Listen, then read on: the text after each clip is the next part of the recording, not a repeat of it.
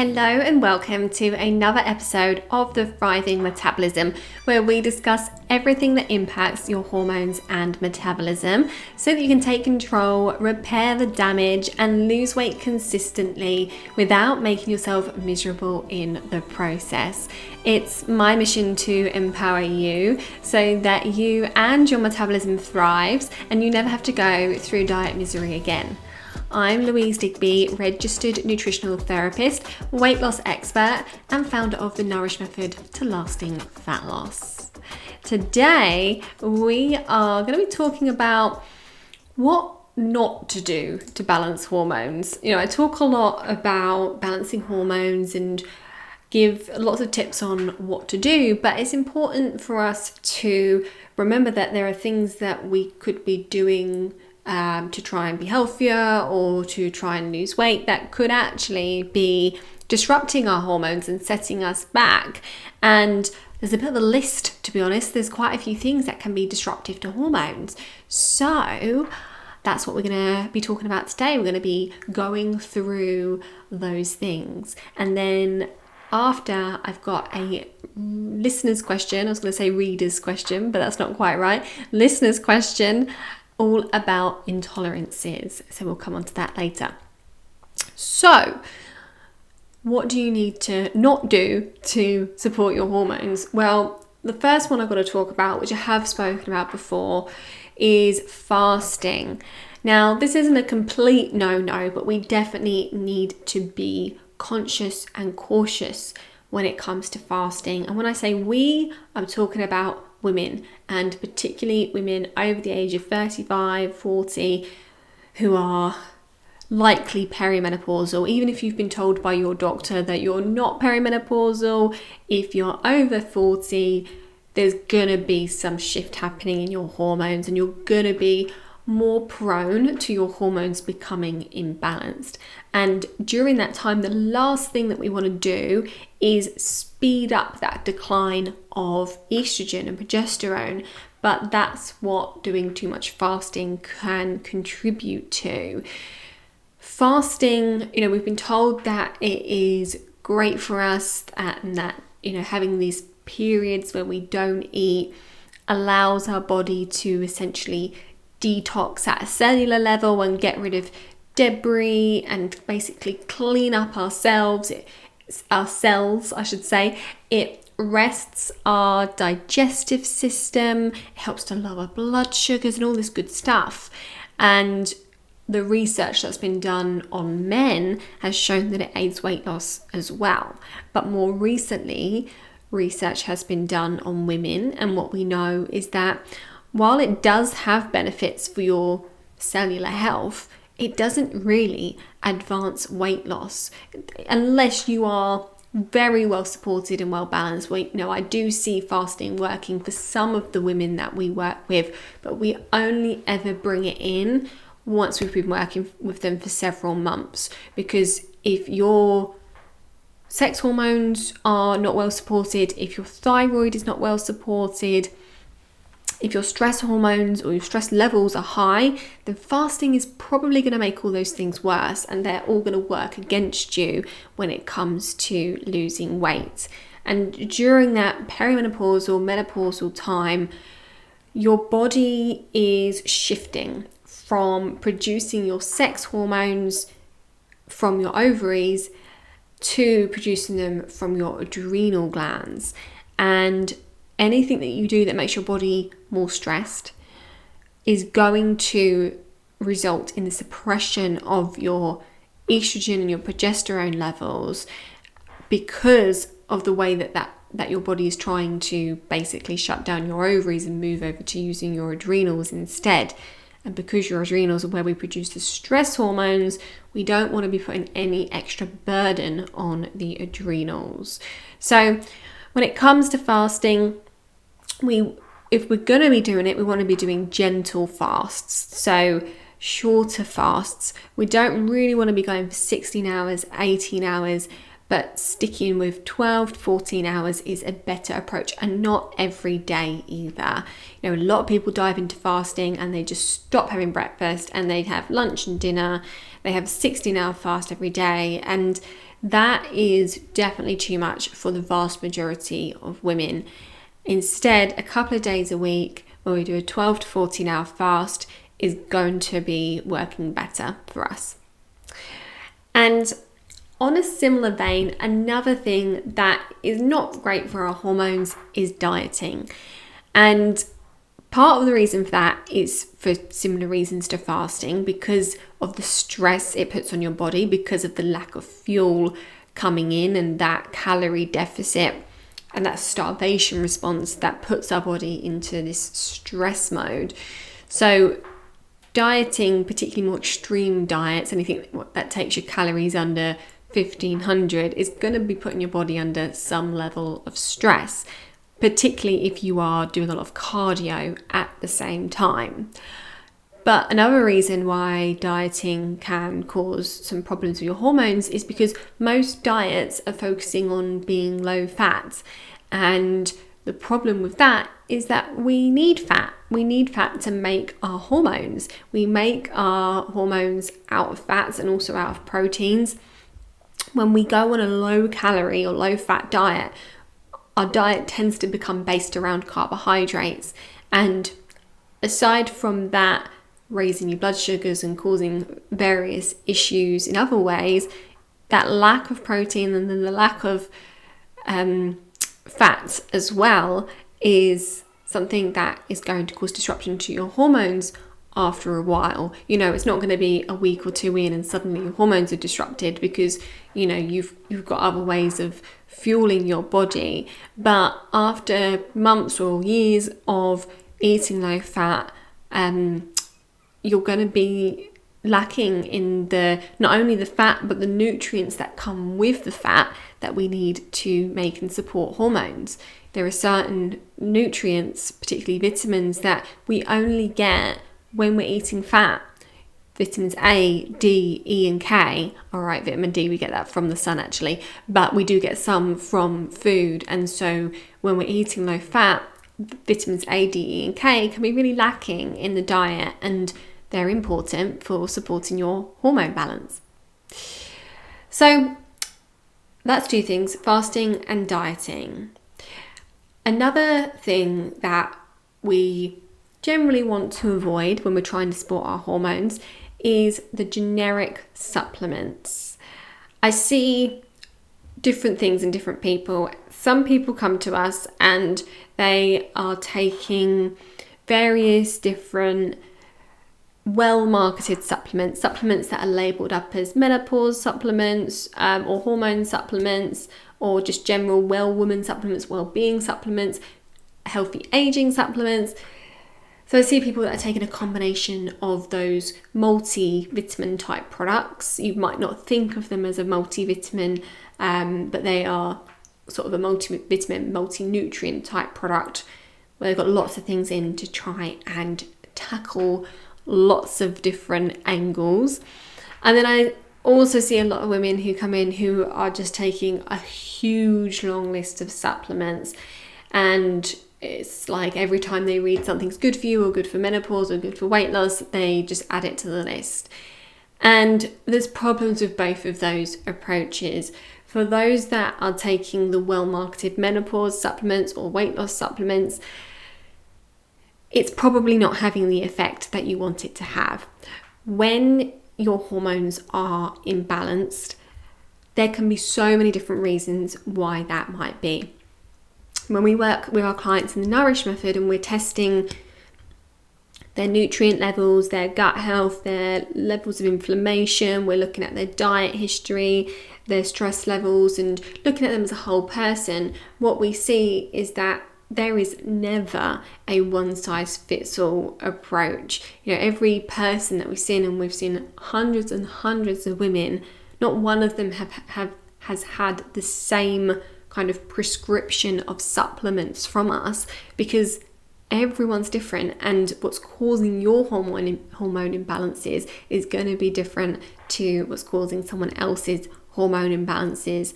And while there are nutrients that are generally helpful, like omega-3s and magnesium and B vitamins, a lot of the things that are in these menopause supplements are not necessarily helpful for everyone. If your hormone issues are being caused by, let's say, a poor detoxification of estrogen, if you're not processing it and detoxing it properly, it doesn't matter how many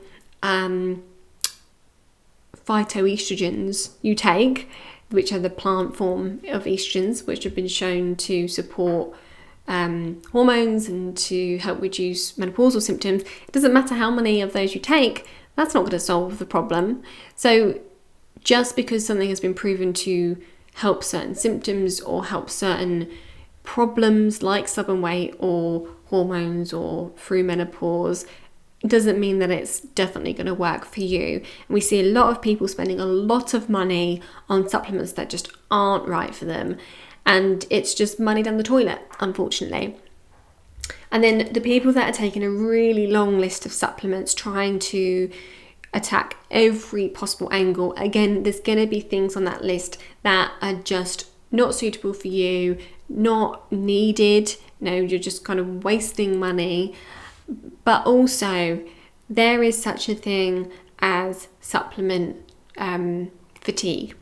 And when we can only really take so many things and actually be able to digest them and absorb them and utilize them in the body properly. When we're taking a huge amount of supplements, we just don't get the benefit of them. And what we find time and time again for our clients is that taking a handful of good quality supplements is not only cheaper than what the vast majority of women end up doing, taking all these random supplements that pop up on their Instagram feed. It's not only cheaper, but it's more effective, and you get better quality nutrients which are going to be better for you, and less of the nasties that can be in supplements. A lot of supplements are, they're made to sell, and so they have things in that make them look pretty, like, makes the capsule pink or that sort of thing. And there's fillers and binders and things that we just don't really want in there. We want nice, clean, pure supplements that are from where the ingredients are sourced from a safe and sustainable place. A lot of the supplements you see online, the ingredients are sourced from places like China, where the regulations are not as tight on what can go into supplements. And, there are certain places where we don't want to be getting supplements from, or certain methods that are used to extract nutrients or to create nutrients in a test tube that we don't really want to be, including in supplements, because that they can come with other things that we don't want, like trace elements of heavy metals, for example. They can be contaminated. So we do have to be cautious when it comes to supplements. And, some supplements can cause more harm than good. So often we are taking a lot of the women that we see off of the vast majority of supplements that they are taking because they are just not right. Sometimes they're overdosing on things where they're taking multiple supplements with the same thing in, or they just don't have a high requirement for certain nutrients. So it's a bit of a minefield. Sticking to a couple of basic supplements, if you're not getting specialist advice, sticking to a couple of basic supplements is usually more effective and safer. So that's supplements. And the next thing is taking the pill or using hormonal contraceptives. Obviously, if you are trying to avoid getting pregnant, then that's a whole other thing. But if you're taking or using the coil, the pill to balance your hormones, then unfortunately, that's not what they're doing. The way that those synthetic hormones work is they suppress your hormones and replace them. Okay, so they're not balancing your hormones, they're just suppressing them and replacing them. And what that means is that when you come off of the pill or the coil, whatever it is, you're just back to square one. You're back to where you were before, in terms of you haven't actually addressed the underlying issues. And there is always an underlying problem if you're suffering with hormonal problems. Okay, so I've spoken before in a previous episode about hormones, so I won't go into great detail, but when it comes to supporting our hormones, we need to support how they're made, making sure we get all the right raw materials into our diet. We need to support how they're converted. When your body makes them, often they have to convert the hormones into something else. We have to support your body in how you're detoxing them in your liver, and we have to support your body in how you're eliminating them through your guts. And we also need to try not to disrupt our hormones too much with stress and toxins and that sort of thing. So there's loads of things that go into balancing hormones, and taking the pill doesn't address any of that. Okay, so if you've been prescribed the pill to help balance out your hormones, it's probably not actually doing that. It may well help with the symptoms, but it's not addressing the underlying issue. And what that often means is that you are delaying dealing with that problem. You're going to have to deal with it at some point, whether that's premenopausally when you're coming off the pill to have children, or whether it's during menopause or after menopause. There's going to be some point where you are probably going to want to deal with those underlying issues. So the next thing on my list is meal prepping. So not meal prepping itself, but what I see a lot of people doing when they start meal prepping, okay? And that is using a hell of a lot of plastic. When we meal prep, so many people will lay out the Tupperware, lay out the plastic sandwich bags or food bags, freezer bags, put hot food into that Tupperware or plastic, and then, it goes in the fridge or the freezer or whatever. But using all that plastic is not good for our hormones, because plastic leaches things like BPA and other types of plastics into your food. And those plastics have been shown to be hormone disruptors because they're similar in their chemical structure to our hormones. So when we consume them, or when they come into our body, they can throw off our hormone balance. So we want to try to avoid using too much plastic when it comes to our food storage and food preparation. We certainly want to be avoiding putting hot food into plastic or heating food in plastic, using plastic utensils and that sort of thing. Instead, swapping over to glass Tupperware, glass food storage containers, or food safe silicone. But you do have to do your research and make sure that the food safe silicone you're using is from somewhere fairly legit, because quality seems to vary, and a non-food safe silicone is as bad as plastic. So those are some things to think about if you are doing some meal prepping, which so many of us start doing when we're trying to get on a bit of a health kick. Another thing that we don't want to do when we're trying to balance our hormones to help us lose weight is sacrifice our sleep for anything, but particularly for exercise. A lot of people, when they're going on a health kick, they will set themselves a goal to get up an hour earlier and go for a run or go to the gym, or they might go to bed an hour later so that they can, do a workout after work or whatever. And sacrificing your sleep in order to work out is not a great idea, because if we're lacking sleep, if we're not getting at least 7 to 8 hours sleep a night, then that's going to drive up your stress hormones, and that is going to not only make you hungrier, but it's also going to disrupt your sex hormones and your thyroid hormones. It's going to slow your metabolism. It's going to cause inflammation and all sorts of problems. So if you're still able to get 7 to 8 hours sleep at night, then it's fine to, get up and add in that workout. But if it means taking your sleep under 7 hours, I wouldn't be doing it. And I'd instead be factoring in shorter, more intense workouts, or just short, gentle workouts or walks, that sort of thing, particularly if you are over 40. And on that same vein, we don't want to be sacrificing sleep for workouts or anything like that and then replacing it with coffee. Coffee does not replace sleep. Coffee makes everything worse. Again, if you're well rested, if your hormones are well supported, then coffee can be a healthy part of your diet. It's full of antioxidants.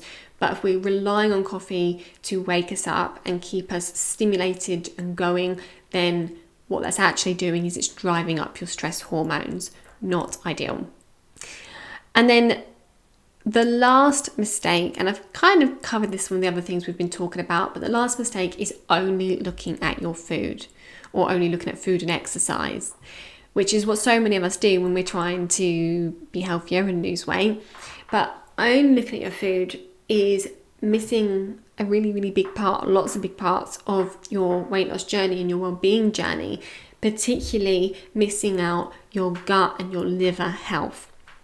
Your gut and your liver are absolutely instrumental to having balanced hormones, and so we need to make sure that what we're doing is taking care of our gut and our liver. And there are some simple things that you can do which might spring to mind immediately, like avoiding having too much alcohol, and also making sure that you're avoiding those plastics that I was talking about is important for liver health. And I've got a whole episode on the gut, so making sure that we're taking care of our gut and our liver as we go through our weight loss journey and our hormone journey is absolutely pivotal. So those are just some of the things that we want to avoid doing when we're trying to balance our hormones. And there are more things, but we could be here all day talking about this.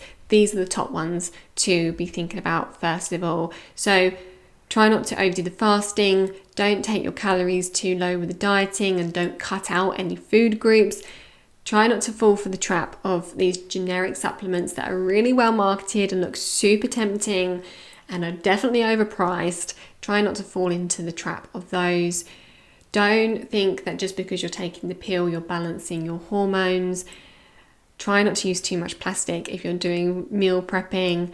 Don't sacrifice your sleep in order to exercise. Prioritize that sleep and make sure you are doing things to support your gut and your liver health. Okay, so now I've got a listener's question, and she sent me quite a lengthy email with quite a lot of background, and I have read all of that, but I won't read that out, partly because I don't really need to be able to answer the question and for people to be able to understand the question, but it's been helpful for me to understand where you're coming from. But very glad to hear that you have binged my podcast. But here's the question. So she said, long story, but here's my question. With intolerances, I've seen a lot of differing information. The company who I did my test with suggested reintroduction after 6 to 12 months, with the thinking that the gut will mend itself and you'll be able to tolerate it more. I've also seen things online about intolerances aren't really a thing and you shouldn't cut foods out. It's a psychosomatic issue, not a gut issue. What is your view on known intolerances? Should I be trying to reintroduce things that I know make me unwell? My gut feeling, excuse the pun, is that I never want to eat eggs again. The negatives massively outweigh the benefits. It seems wrong to eat something knowing it will make you feel unwell. I'd also be interested to know if the use of topical steroids have an impact on the gut hormones in any other aspects of nutrition. Okay, so lots of questions to answer, and just for the other listeners, this person mentioned that they'd done an intolerance test and it'd come back with a sensitivity to eggs and dairy, and she'd been eating a lot of eggs and dairy for she'd been doing Noom and had ended up eating a lot of eggs and dairy as part of that and been quite unwell as a result. So let's so your question about reintroduction of foods that you've removed after doing an intolerance test. Well, actually, let me start with talking about intolerance tests as a whole. Intolerance tests are a controversial subject, and different practitioners, nutrition practitioners, think different things, but I like to try and go with what the research says. And what the research tells us is that, first of all, there are a lot of intolerance tests out there that are just completely bogus. So hair tests, which are so popular right now, I've seen so many people who have had them done. The ones where you take a little bit of hair, I think from the scalp, and you send it off and they come back with hundreds and hundreds of foods that you are or are not intolerant to. And there's just absolutely no scientific rigor to it. There's no scientific foundation to it. They've never been researched or tested to show whether they're accurate. There is no way you can tell whether you have intolerances from your hair. The way that those tests work is they are measuring kind of the energy that your hair is emitting. So a little bit like if you go and have Vega testing, and there's other names for it that I can't think of right now, but Vega testing is, and muscle testing is kind of similar. So those are just not real tests. You know, they have no scientific backing to them, and you can't trust the results. So if you had a hair test, you can immediately discount what the results came back as, unfortunately. Better types of tests are blood tests. So there's quite a few different types of blood tests when it comes to intolerances. You've got your standard type of intolerance test that the general public might use, and that's a IgG intolerance test. So it's testing for your IgG antibodies. It tends to be a finger prick blood test. And there is some research on these, and it's very conflicting. I've used these in the past because they're a cheap option for people on a budget. And I've found that they can be helpful because it tends to flag up foods that might be causing problems for people. However, a big problem with these types of tests is that we produce these IgG antibodies to all foods that we eat. And if we eat a lot of certain types of foods, we have more of the antibodies. And we tend to be intolerant to foods that we've been over-consuming or we just eat a lot of. So when you get your results back and it says you've got really high antibody levels to bread, wheat, dairy, eggs, which are the common ones that tend to come up, often it's just because we eat loads of those things. If it's off the scale, if it's right at the top of the range, reading, often I think it goes up to 100. If it's reading a top reading, then okay, it may be a sensitivity. At the very least, it's a sign that you probably need to vary your diet a little bit more and consume less of them, because you're clearly eating too much, in whether it's just because you've got a lot in your diet or whether because you're reacting. So that's really the problem with your typical intolerance test, is that we don't know whether it's that you're reacting or whether it's just that you eat a lot of those foods. And some foods can cross-react with other foods, so you could have a really high reading for something that you never eat, and it's because it's very similar in structure to another food that you do eat. So what you can take away from those tests is kind of limited. There are more advanced tests that practitioners have access to, which look at not only the IgG antibodies, but various other antibodies like IgM and IgA, IgE, and also kind of an inflammatory response at the same time, so that you get the full picture. Those types of intolerance tests are much more informative, and you can tell much better whether you're having a reaction or whether you just eat a lot of certain foods. But those are not the sort of tests that you'll be coming into contact with as kind of the general public. So that's really my thoughts on the intolerance tests as a whole. They can be helpful, but you've got to take the results with a pinch of salt. I think where they can be helpful is when you're definitely having symptoms like this listener has, and it kind of gives you a clue as to where to start, but you've got to listen to your body at the same time. If you can eat certain foods and you feel absolutely fine, then you can probably ignore the test results. But equally, if the test says that you're okay with certain foods, but you know that when you eat it you feel ill, then you shouldn't ignore that. Another issue with intolerance tests is that they're only looking at one type of intolerance. So they're looking at an immune mediated reaction, okay? So where your immune system is kicking off and not happy about the foods that you're eating. But there's other ways that we can be intolerant to foods. Things like lactose intolerance is where we are lacking certain enzymes to break down foods. And there can also be histamine intolerance is another example of that type of intolerance. And then another really common type of intolerance is where we have imbalances in the bacteria in the gut, which can mean that we don't process certain foods very well, we don't break down the fibers very well. If you've ever followed the FODMAPs diet because of digestive problems, you probably realise that there are certain foods that don't agree with you, and those are not they're not immune related reactions. They won't come up on an intolerance test, but they are gut or bacterial imbalance type issues. So that's the other thing to bear in mind when you're doing a finger prick blood test, is that they're not looking at every type of intolerance. So that's intolerance tests. As I say, fairly problematic, but they can be a helpful guide. When it comes to what to do once you get those test results, yes, taking out the foods that are causing you problems is a good place to start, and usually the test will give you guidance on whether you should avoid them completely or whether you should just minimize them. As to how long to take them out for, it really depends.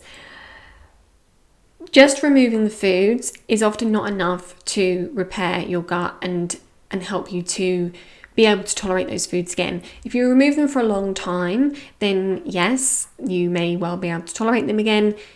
If you want to be able to reintroduce them quicker, you need to do some work on your gut.